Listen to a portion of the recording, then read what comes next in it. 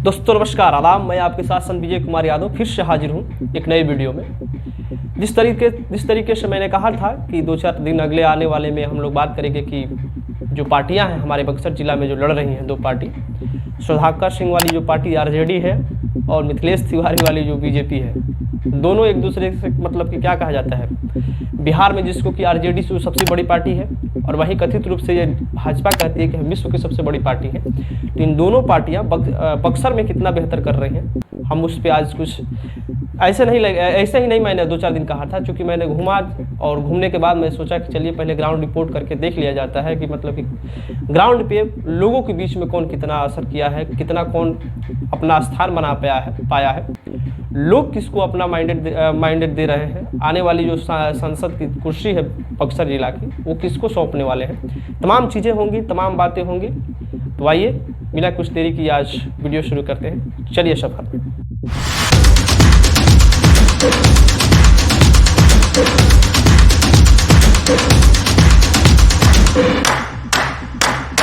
देखिए, दो पार्टियां हैं बक्सर जिला में जो कि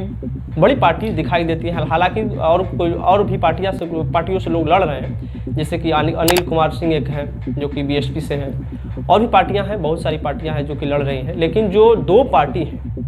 बीजेपी बनाम आरजेडी, जो कि एक देश में दावा करती है कि हम सबसे बड़ी पार्टी है, और बिहार की जो बड़ी पार्टी है आरजेडी, इन दोनों पार्टी बक्सर जिला में अपनी कमर कस के और एक दूसरे के प्रतिद्वंदी बन के खड़े हैं। तो मैं इन दोनों में यदि बात कीजिएगा, दोनों प्रत्याशियों का, मिथिलेश तिवारी वर्सेस सुधाकर सिंह, तो मिथिलेश तिवारी की यदि मैं पहले बात कर लूँ तो मिथिलेश तिवारी को बक्सर जिला जो है जिस तरीके से पहले अश्विनी कुमार चौबे जी को अपनाया, उस तरीके से वो चीज़ लोगों में नहीं दिख रहा है। मिथिलेश तिवारी को कहीं कहीं पे आप लोग भी देखेंगे सोशल मीडिया पे, तमाम जगहों पे लोगों के बीच विरोध दिखाई देता है। मिथिलेश तिवारी को लोग अपनाने में पता नहीं क्यों, मैं तो बात करके देखा कि पता नहीं क्यों लोग उनको अपना नहीं रहे हैं जिस तरीके से अपनाना चाहिए। जिस तरीके से अश्विनी कुमार चौबे जी को अपनाया, 2 बार माइंडेड दिया, 2 बार उनको बक्सर से जिता करके संसद दिल्ली तक भेजने का कार्य किया, वो चीज़ें मिथिलेश तिवारी के लिए लोगों के बीच नहीं दिखाई दे रहा है। उनसे बेहतर प्रदर्शन करते हुए हमको दिखाई, जो मैं ग्राउंड पे जा रहा हूँ तो दिखाई दे रहे हैं आईपीएस आनंद मिश्रा। जिस तरीके से वो दिखाई दे रहे हैं सुधाकर सिंह के बराबर में, जिस तरीके से आकर लड़ाई लड़ रहे हैं निर्दलीय होकर के, वो चीज़ें दिखाई दे रहा है। तो मिथिलेश तिवारी लोगों के बीच उतना अपना जगह नहीं बना पाए। जिस तरीके से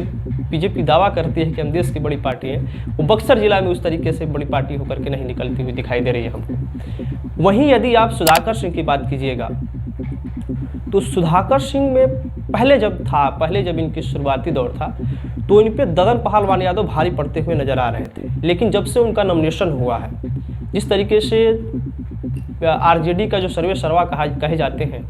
तेजस्वी यादव, जब से वो बक्सर का दौरा किए हैं, तब से कुछ रुख बक्सर का जो है वो बदलता हुआ नजर आ रहा है। सुधाकर सिंह पहले उतना बेहतर नहीं कर पा रहे थे जितना ददन पहलवान यादव अपनी जाति के लोगों में भी और भी जगहों पे जिस तरीके से बढ़ते हुए दिखाई दे रहे थे, उस तरीके से आजकल जो आज के दौर में है, जब से नॉमिनेशन हुआ है सुधाकर सिंह का, जब से तेजस्वी यादव बक्सर का आके दौरा किए, घूम के गए उनके नॉमिनेशन में, उस समय से जब जिस तरीके से बदला है, स्थितियाँ जिस तरीके से बदली है, जिस तरीके से लोगों के बीच सुधाकर सिंह का एक जगह बना है, नाम बना है, वो काबिले तारीफ हम कह सकते हैं। या यह कह लीजिए कि सुधाकर सिंह का भी जो कार्य करने का तरीका है जमीनी स्तर पे, जिस तरीके से वो कार्य कर रहे हैं, जिस तरीके से पहले लग रहा था कि राजपूत जो यहाँ की जातियाँ हैं वो जिस बीजेपी का कैडर वोट कही जाती थी, वो आजकल मैं देख रहा हूँ, जहाँ पहले मैं जा करके रिपोर्टिंग किया था तो वहाँ भाजपा की बढ़ती हुई चीज़ें दिखाई दे रही थी। हर तरीके से भाजपा वहाँ बढ़ती हुई नज़र आ रही थी। पंडितों के बीच में जिस तरीके से बीजेपी के लिए ये था, जन समर्थन था, उस तरीके से अभी दिखाई नहीं दे रहा है। जिस तरीके से यदि पंडित और ब्राह्मण के बीच, या कह लीजिए कि और भी जातियां हैं जो कि यादवों के बीच भी जिस तरीके से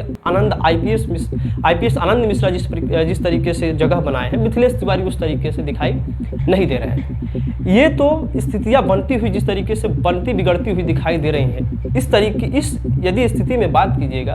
तो सुधाकर सिंह और आईपीएस आनंद मिश्रा दोनों बेहतर करते हुए नजर आ रहे हैं। वहीं कहीं पे भी मिथिलेश तिवारी को मैं देख रहा हूं कि ये मतलब कि जिस तरीके से बड़ी पार्टी है बीजेपी, जैसे कि मतलब कि पहले बिना कुछ किए, बिना उतना प्रचार प्रसार के ही जिस तरीके से बक्सर में निकल जाती थी, फॉरवर्ड जातियों के बीच जिस तरीके से बीजेपी अपना स्थान बनाई थी, उस तरीके से आज के दौर में बक्सर में, खास करके बक्सर में उस तरीके से अपनी स्थिति नहीं बना पाई। 2.5 से 3 लाख वोट जो है राजपूतों का, वो हमको सुधाकर सिंह की तरफ जाते हुए दिखाई दे रहा है। क्योंकि सुधाकर सिंह एक तो जाति से राजपूत, और जिस तरीके से वो लालू परिवार के सबसे नज़दीकी माने जाते हैं, उनके पिताजी माननीय